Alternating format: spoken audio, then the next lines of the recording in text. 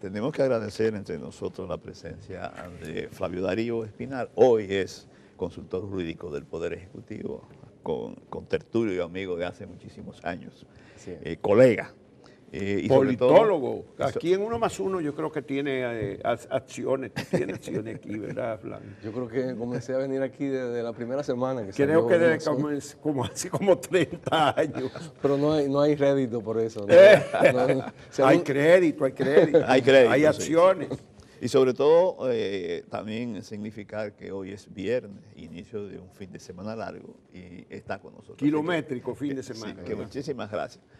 Flavio Darío, consultor jurídico, hemos visto algunas iniciativas últimamente por parte del Poder Ejecutivo que creo que merecen ser comentadas. Comparte con nosotros lo que a tu juicio son últimas medidas tomadas por el Ejecutivo que tienen un carácter significativo y por qué. Sí, bueno, yo el énfasis principal lo hago en la agenda social. El continuo apoyo a la transformación del sector educativo con inversiones significativas en la infraestructura, la expansión continua de la tanda extendida, de las estancias escolares, de la reforma interna en el sector educativo, es un elemento vital. Lo mismo, aunque tal vez los resultados no se están viendo como ya se ven en el lado educativo, en el sector salud. Un problema que se ha presentado es que los cambios en los hospitales, en los centros médicos del Estado, se han dado mientras estos centros operan. Y eso ha sido muy molestoso para los pacientes, los médicos, las enfermeras y demás. Pero en la medida en que se van entregando los hospitales, se van culminando esas obras y se van equipando, pues la población va a comenzar y ya comenzó a recibir el beneficio de esa inversión. Igual yo diría en el campo de la infraestructura, hay un plan alrededor del país, hay una cantidad de obras, está también la parte, por ejemplo, ya dentro de poco entra en efectividad el teleférico de la parte este de esta gran urbe que es Santo Domingo. Entonces son áreas que, digamos, ponen de manifiesto una política social que está complementada con banca solidaria, el crédito a pequeños productores, especialmente mujeres, que han ido creando las capacidades productivas, y eso está conectado con las visitas sorpresa que van generando dinámicas de darle capacidades y habilidades a comunidades que tienen una mínima capacidad productiva, pero necesitan crédito, necesitan tecnología, necesitan apoyo del Estado. En fin, ese elemento social yo creo que debe ser destacado. Y tú no apuntarías ahí, porque yo creo que políticamente es importante, una decisión de hacer una segunda encuesta de los inmigrantes. Sí, antes de meternos en la encuesta, que yo también quiero, sobre lo que ha dicho Flavio, yo quería, Flavio, pero por lo menos se debe reconocer que hubo un fallo en la planificación, al haber abordado la remodelación al mismo tiempo de 56 hospitales, muchos de ellos de los más importantes de todo el país, cuyo costo además superó con mucho lo que se había planificado originalmente, en algunos casos 10 veces el costo original. Igual que hubo problemas de planificación en abordar, por ejemplo, el teleférico sin concluir la línea del metro, que tiene 5 años, casi 6 años en manos del presidente Medina, la segunda línea del metro, que va a ampliar significativamente la cobertura de ese servicio.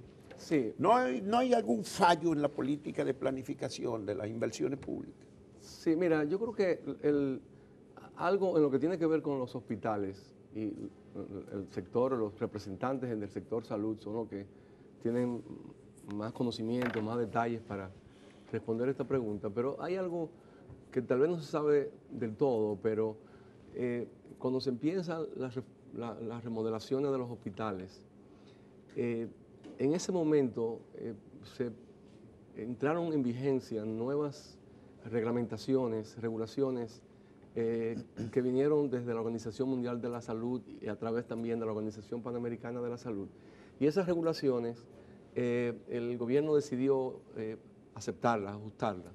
Y eso hizo en muchos casos que se modificaran presupuestos de hospitales, centros médicos, para adecuarlos a esas regulaciones. Por ejemplo, el diseño de las habitaciones, antes eran habitaciones con un sinnúmero de cámaras, ahora son habitaciones de 2 camas o de 4 camas, habilitadas de acuerdo con esa normativa, pero también tiene que ver con la parte de infraestructura misma de esos centros, los pisos, los techos y demás. Entonces eso fue un factor que en su momento impactó la manera como se abordó la reconstrucción de esos hospitales. Pero obviamente que siempre hay lecciones que aprender. Como tú dices, todos los hospitales prácticamente se abordaron al mismo tiempo y eso hizo que la población durante un buen tiempo comenzara se y que los recursos eran pocos y se fueran más lentamente. Sí, más lentamente, pero ya comienza a distribuir eso entre 56 en vez de distribuirlo entre 15 o 15 después y otros 15 después. Sí. Pero ya comienzan a verse los resultados, eso es lo importante destacar. Y en cuanto a la parte del metro, se sigue trabajando. Yo lo que tengo entendido es que se proyecta para este año que esa segunda línea del metro esté terminada, pero yo no soy la voz autorizada para referirme a eso. Retomo, como noto comportaría en esas iniciativas importantes a destacar la decisión de una segunda encuesta sobre el tema de inmigración y también el establecimiento en el país de esa mesa de la Comisión Interamericana de Derechos Humanos. Sí, mira, el presidente Danilo Medina en el discurso del 27 de febrero dijo que la República Dominicana es un país receptor, emisor y a la vez de tránsito en lo que tiene que ver con poblaciones migrantes. Y esa es una realidad que tenemos que aceptar. Y reconozco que alrededor del mundo, pero particularmente en Europa, el mismo Estados Unidos, en algunos países de América Latina, este tema de las migraciones ha exacerbado las poblaciones. En Europa hay países en los que ese ha sido el gran tema en las campañas electorales. El caso de Italia, que ha dado una gran sorpresa con el movimiento 5 Estrellas, que con un discurso antiinmigrante ha cogido fuerza, pero también en otros países de Europa. Es un debate que se da en Estados Unidos, se está dando en Colombia, se está dando en Chile, en Brasil, en otros países. No obstante, hay que decir que esto hay que verlo con la mayor racionalidad posible. Y eso es lo que ha querido el gobierno al impulsar esta segunda encuesta. Ya se había dado la encuesta del año 2012, quiere decir que 5 años después, la encuesta de 2007 que se puso a circular, se informó en este 2018. La encuesta, el propósito de la encuesta es conocer un fenómeno, determinar las realidades como son, determinar el número de la población, también dónde trabajan, identificar cuáles son los sectores donde trabajan, los desafíos que hay en esa materia, y es una manera muy científica, de conocer esa realidad. Y es una encuesta que creo que seguro ustedes la comentaron aquí, pero no es una encuesta como las encuestas de opinión política. No, pero eso está claro, esto tiene un carácter.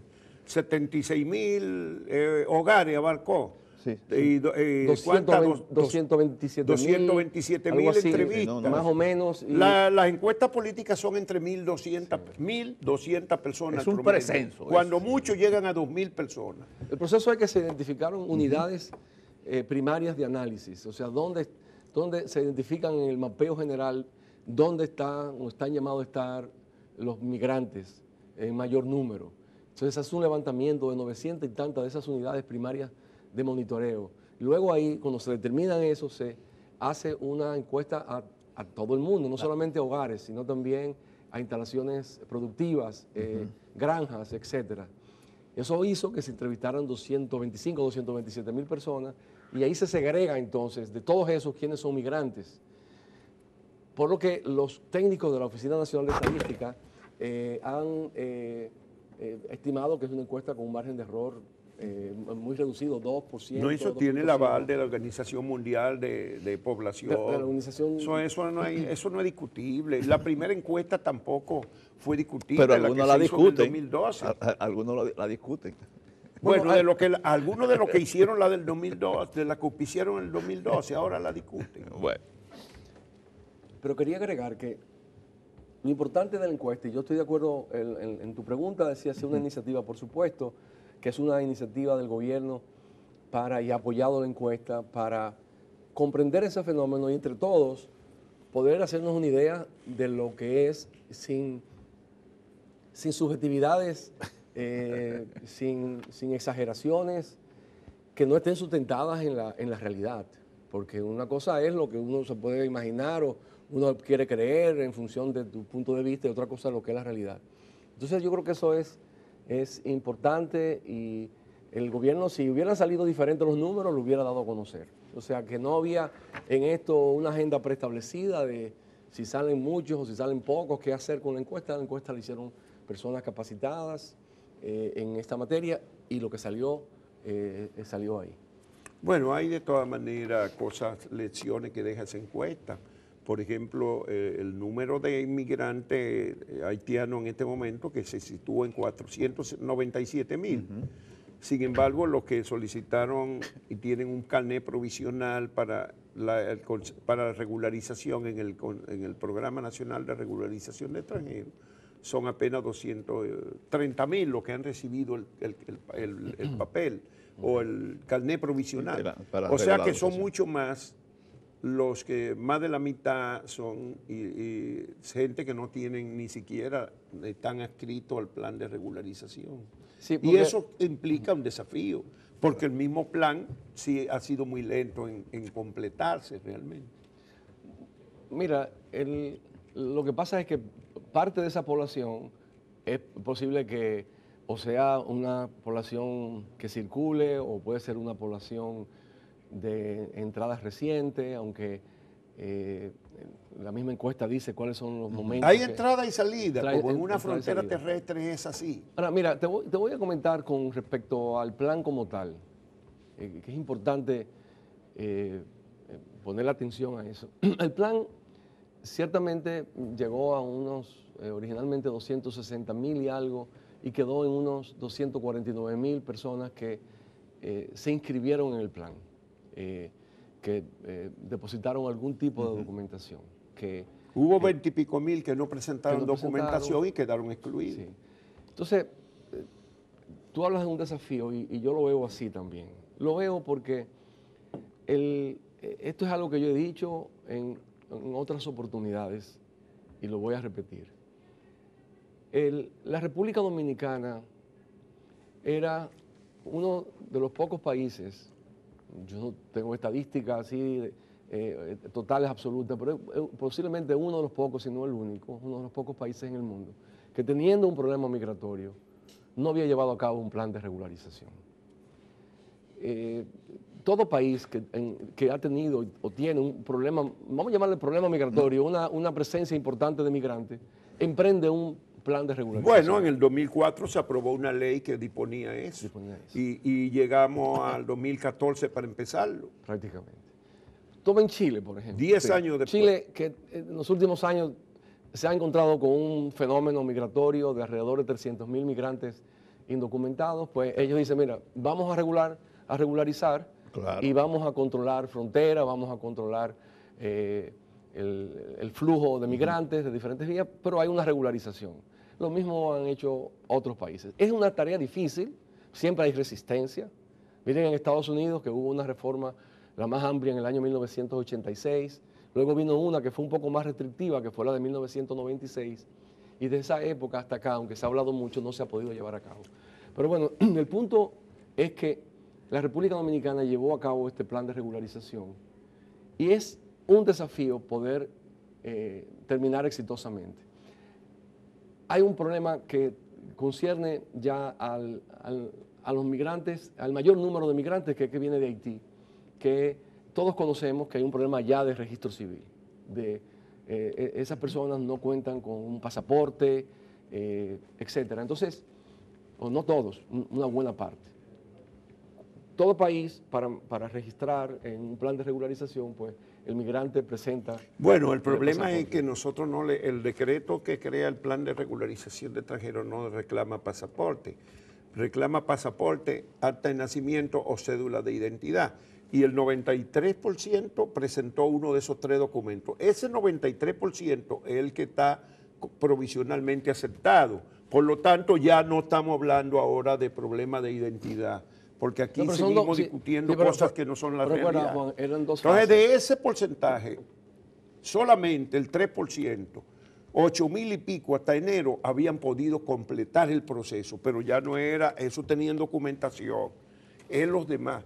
El problema, Flavio Darío, que el gobierno no ha afrontado es que hay una parte de la población muy importante que no entiende lo que es el plan de regularización y le niegan a los haitianos, por ejemplo, un certificado de trabajo que necesitan para completar, un contrato de alquiler o una certificación de que viven en un cuartico aquí que necesitan para completar, le niegan el arraigo, que necesitan 4 o 5 personas que firmen diciendo que lo conocen y que está aquí desde antes del 2010, creo que era.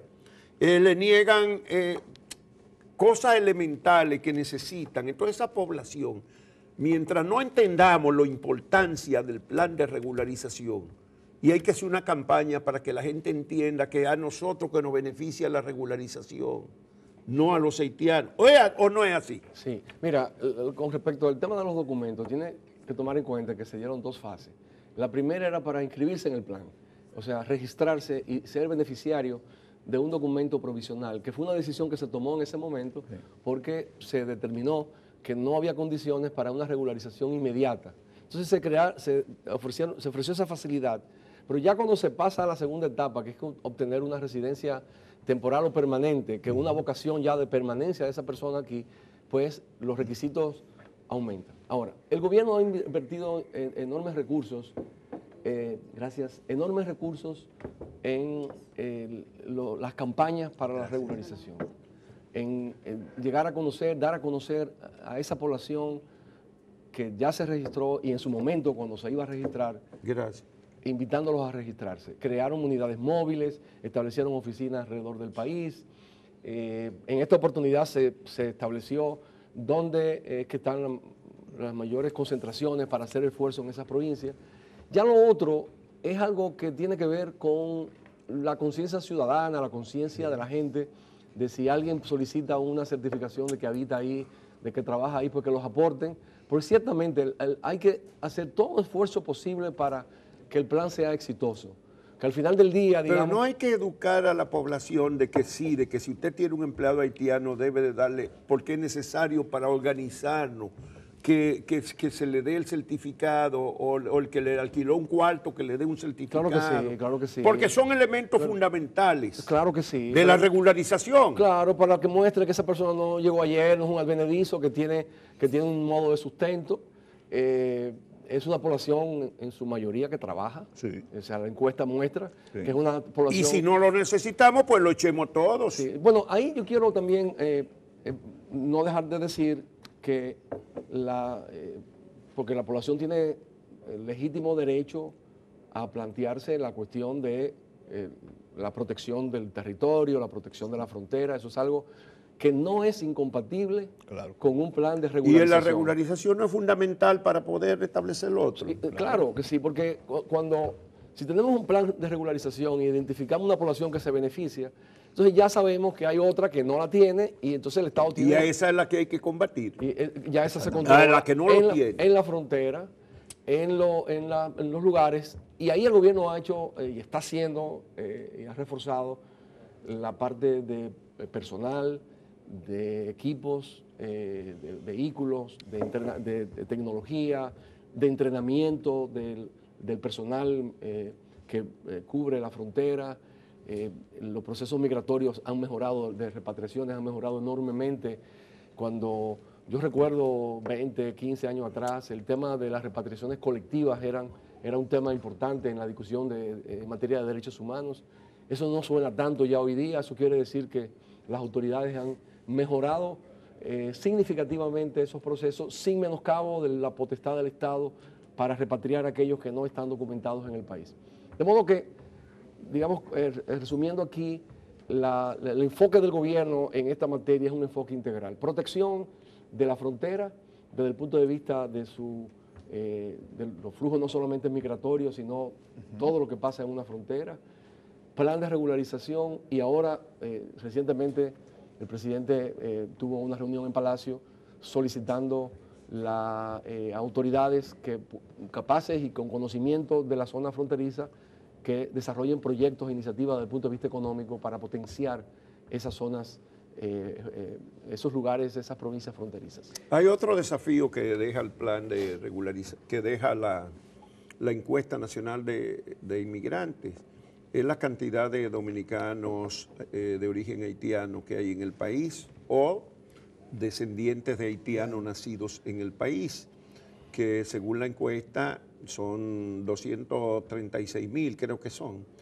de los cuales se le ha devuelto después de la ley 169-14 la nacionalidad a 21,750 y hay otros 8,000 y tanto que calificaron para empezar un proceso que lo llevaría a la naturalización alguna vez, pero son 30,000, quedan 200,000 personas aproximadamente dentro del territorio nacional descendientes de haitianos que no tienen ninguna documentación.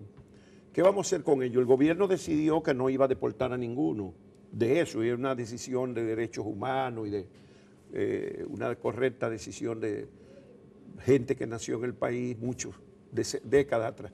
Pero ¿qué va a pasar con ello? Tú que eres un experto en asuntos jurídicos internacionales, Flavio, ¿qué vamos a hacer más temprano o más tarde que ellos? Ellos van a seguir reproduciendo eso de hijos que no van a tener de ninguna nacionalidad. Eso se llama apatridia a nivel internacional. Sí, no, pero vamos, ahí yo voy a romper fila con tu planteamiento, porque tengo otra manera de verlo. En su momento, a la luz de la anterior encuesta 2012, que se plantearon números cercanos a los números que aparecieron en esta encuesta, pues eso fue un debate que se dio, de ahí la cifra famosa de 200,000 apátridas que circuló alrededor del mundo, que generó una... El Tribunal Constitucional mismo fue que validó esos 200,000 en su sentencia histórica. Lo puso en su sentencia. En su momento yo escribí sobre eso y me refería a ese tema, pero ahora de lo que se trata es de ver hacia adelante. Lo que ha sucedido es que la encuesta da esos números, pero la encuesta no va tan lejos como para descifrar y desmenuzar ya el tipo de documentación que esas personas tienen, porque muchos de ellos tienen algún tipo de documentación porque pueden ser hijos de una madre dominicana y un padre haitiano, o viceversa, etcétera. Entonces, nosotros del lado del gobierno, en esto lo que llamamos a decir, miren, hay que tener cuidado con las cifras en lo que tiene que ver con temas de nacionalidad, porque de un extremo dicen, la discusión cuando se dio la ley 169 y la discusión del reglamento, era que 500,000 de personas se iban a aparecer ahí y que le iban a dar la nacionalidad Bueno, esos son los que dicen que hay 2 millones de haitianos. Entonces, pero por otro lado, y viene el discurso de que hay 200,000 personas sin apátridas y demás. Nosotros decimos, miren, ya se hizo un levantamiento en la Junta Central Electoral y a la luz de la ley 169, todo aquel que cayó en esa categoría, es decir, hijos de migrantes irregulares y que fueron inscritos en el registro civil, es decir, que el propio Estado le dio la nacionalidad, se les repusiera mediante esa disposición legislativa. Es una regularización mandada por la ley, es decir, reponer la documentación que los acreditaba como dominicanos. Y de eso hay registrados 61,000 personas, me puedo equivocar, unos más, unos menos, y de eso yo creo que como la mitad han ido a recoger sus documentos. 21,000 y pico. Eso es lo han recogido. Es un número que la Junta Central Electoral es la que tiene. Esa es la cifra de enero de la Junta.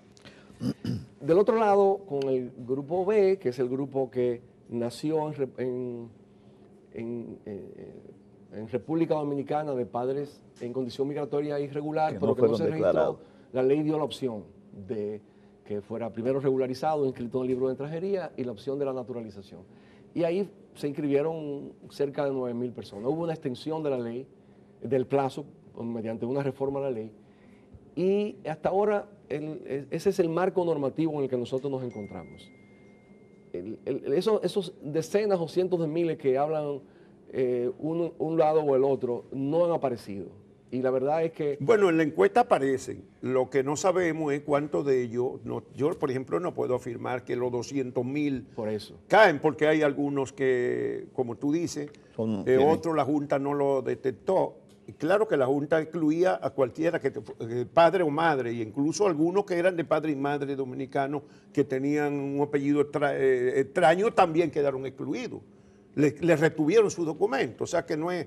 Nadie sabe con certeza cuántos son, pero dentro de ese margen, que quedan cerca de 200.000, los que están sin documento pueden ser 20.000, o pueden ser 120.000, o 140, nadie sabe eso. Sí, pero hay miles de personas, eso sí se sabe. Sí, lo que nosotros sí sabemos es que esas miles o decenas de miles no han aparecido. No han aparecido, o sea... Digo, en la encuesta aparece. Sí, pero lo que pasa es que... Ustedes hicieron esa encuesta sí, para determinar cuál era la realidad de la... Pero la encuesta no llega a ese punto, son descendientes, digamos, la encuesta dice... Eso, hay descendientes sí. de extranjeros y un 87, 89% de haitianos. Ahora, la encuesta no llega a decir, mire, y tú... tiene cédula y por qué la tiene, esa pregunta ahí no la llega. ¿Por qué no lo hace? Porque no llega al universo a la hora de hacer esa pregunta tan específica. Pero yo creo que se puede desglosar. Pudieron haberla hecho. Sí. Yo creo que se puede desglosar. Eventualmente los mismos encuestadores pueden arrojar luz sobre eso. Pero nosotros lo que tenemos claro es que tenemos un marco normativo que da respuesta jurídica a las realidades que ha presentado esa población. Estamos convencidos de que a la luz de esa normativa no hay apátrida en la República Dominicana. No hay ninguno. No. Tú no admites que no hay ni siquiera 10. A la luz de la normativa que nosotros tenemos, a la luz de la experiencia que tenemos y de la conversación que tenemos con personas ligadas a ese sector, nosotros hasta el día de hoy argumentamos eso. Y lo hemos dicho no solamente aquí, sino que lo decimos en otros escenarios. Así que, Vamos a agradecerle a Flavio Darío Espinal, consultor jurídico del Poder Ejecutivo, su generosidad de haber venido a conversar esta mañana con nosotros. Le deseamos muchos éxitos en esas tareas importantes que tiene por delante. El tiempo se nos acabó hace un ratito, así que... Gracias a ustedes por invitarme. Gracias, yo quiero hacerte una invitación como politólogo posteriormente, porque se quedaron muchos puntos importantes.